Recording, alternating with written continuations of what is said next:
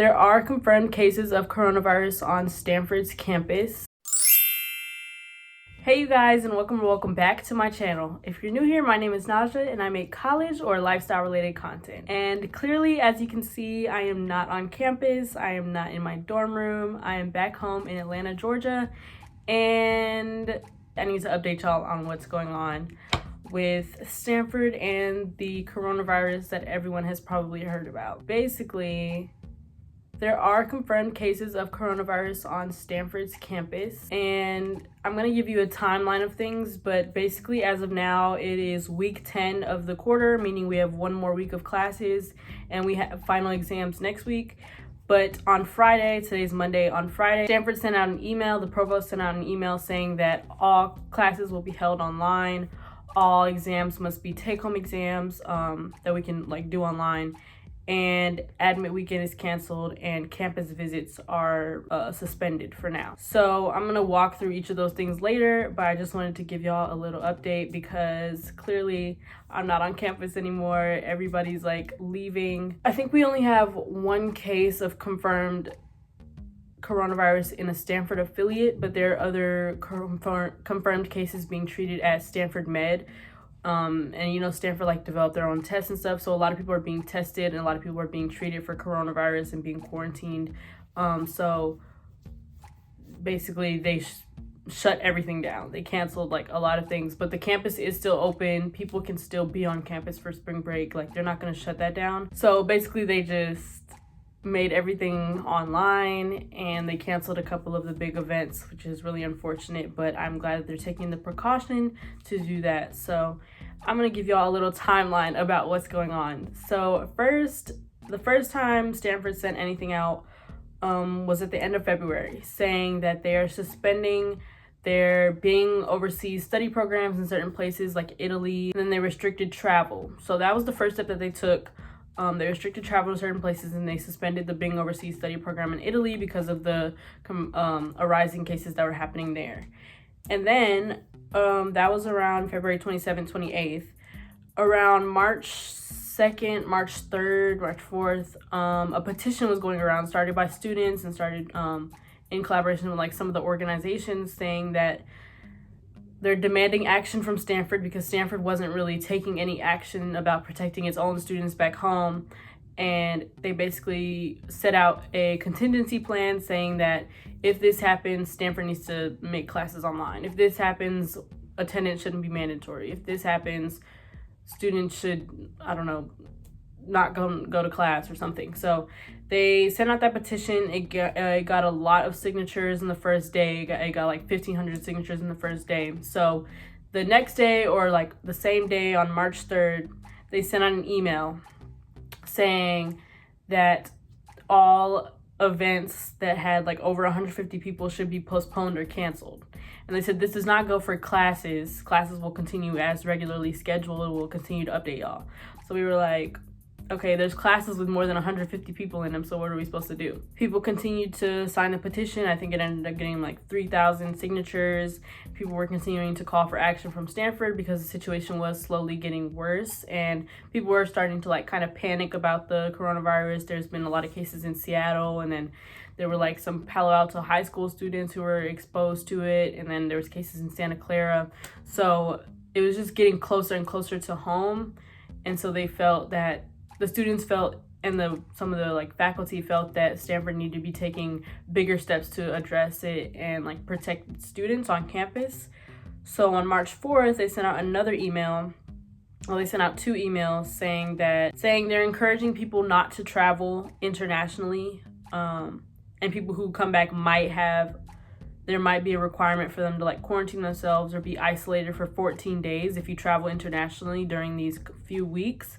And then they also suspended all of the Bing Overseas Study Programs for the spring quarter. So all of the people who were planning to go abroad spring quarter now cannot go abroad anymore, which is really unfortunate, but it's also good that they're taking the precautions. So it's just, I know a lot of people were disappointed. They were looking forward to going abroad, seeing all these new things, learning these new things. So it's kind of a double-edged sword because you want to protect your students, but you also want them to have that experience. So I know that was a hard decision for them to make, but I think it was the best decision for them to make. So they've suspended all the Bing overseas study programs, and they continue to say we're monitoring the situation with classes, with exams, and everything is going as according to plan right now. On March 5th, they sent a bunch of emails saying that they're continuing to expect classes to go as scheduled, exams to go as scheduled, but they were urging students who felt sick to not come to class, of course. And then there was also a message from the Stanford president, and he was saying the same thing. He was saying the same thing, like, just be healthy, guys. If you're sick, don't go to class. Get help from the Stanford Vaden, like the medical center, or reach out to a healthcare provider and get help. So that was kind of the update. And then on March 6th, they started getting everything started, like, March 6th was on Friday, and this is when everything like blew up, everything changed. Everybody was like screaming when we got these emails. So the first email they sent was that Stanford has they stated that Stanford has 2 undergraduate students in self-isolation after possible exposure to COVID-19. So everybody was like, they had them removed from the dorms. They like isolated them, quarantined them, and then tested them at Stanford Healthcare. And the test would have taken up to 24 hours. So I guess they were going to tell us the results later. So they had been moved from their regular undergraduate housing. They didn't tell us which dorm it was, which was kind of, I guess it was a good thing. They didn't want people to panic and freak out. And they also told us they're in self-isolation somewhere else. They didn't tell us where.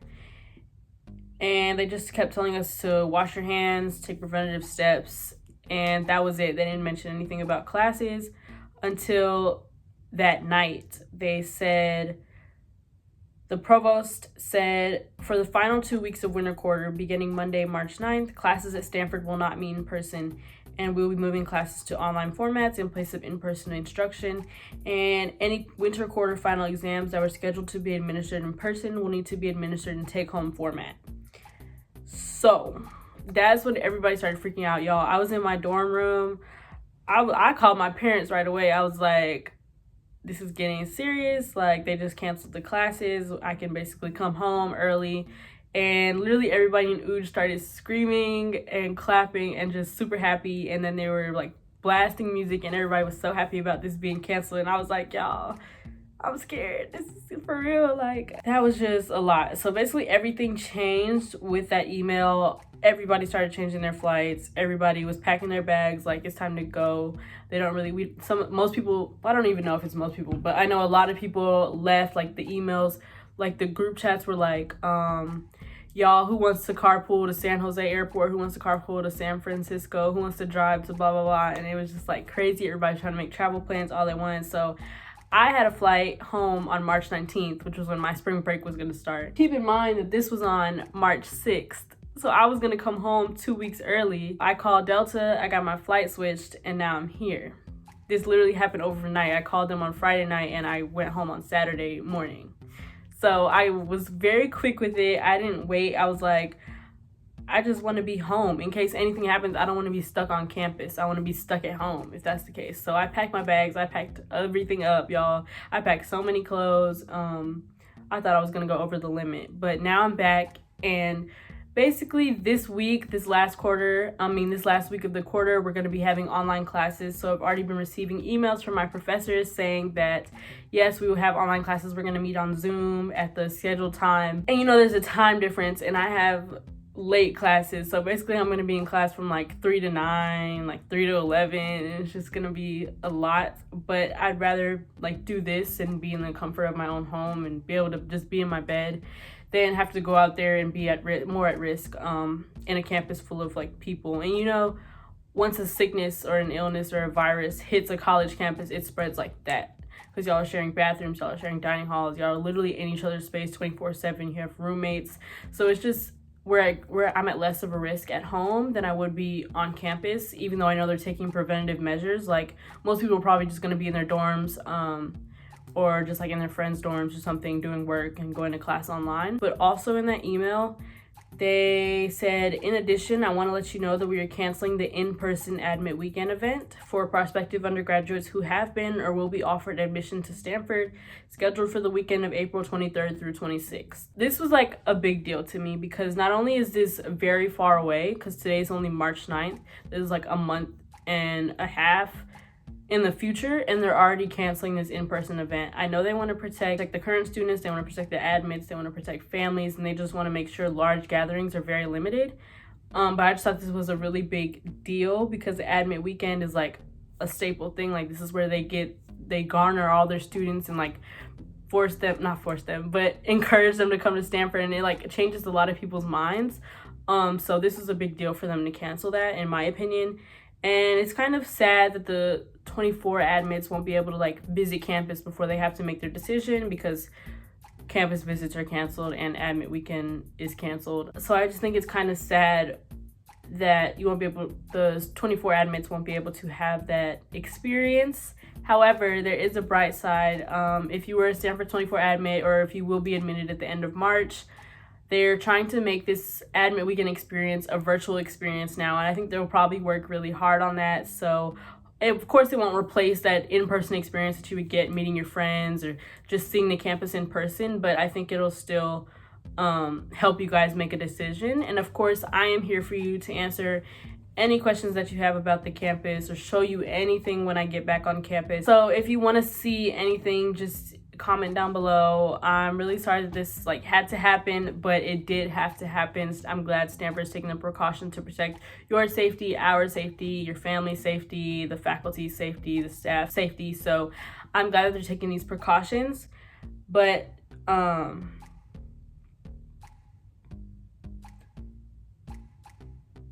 they're gonna reevaluate the decision to have campus tours after April 15th. It'll all depend on if the situation improves or if it worsens. They just said continue to wash your hands and take preventative measures. And then they sent, and I was already home at this point, but they sent another email saying that students, you are welcome to leave if you're able. You can leave and complete your classes elsewhere. I was like, thank you, because I already did it. I just jumped the gun on that. I was like, let me go home. And they also said that none of the tests on Stanford students or like Stanford faculty, I guess, well, Stanford students has come back positive. So that's a good sign. So the people who were tested, I guess it didn't come back positive. So they don't have coronavirus, even though they were possibly exposed to it. And then, however, there is one clinical faculty member at the School of Medicine who has tested positive for coronavirus, but they have not been in the work environment since experiencing those symptoms. But they said they're going to continue to test people because, Stanford has their own test that gets results back in 24 hours. So they said they're going to continue to test people who have had possible exposure or symptoms. If you're going to leave campus, make sure to pack with travel delays in mind, because you don't know how long you're going to be gone. You don't know what the situation will be like as you're trying to return. There might be barriers to your entry. And they said for students who plan to stay on campus rather than traveling, please know that Stanford will continue to support you in Vaden Health Center through your residences and just over the break and the rest of spring quarter. So all in all, I think Stanford has handled this situation pretty well. They took big precautions, but I'm glad they're prioritizing the safety of their students.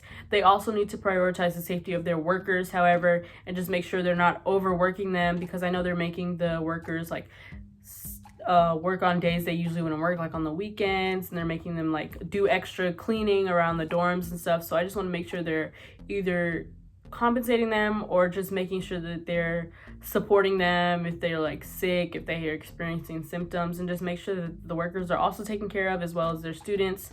So hopefully they'll address that at some point, because right now they're just saying Stanford will stay open, but there's consequences that come from that. So that's basically what's going on. And we're gonna be having online class. Literally all of my classes except for one are saying that yes, we're still gonna meet. So they're gonna send us a Zoom link, and we'll all like get online and just have virtual class, and we'll be going to virtual Stanford for the next week and a half.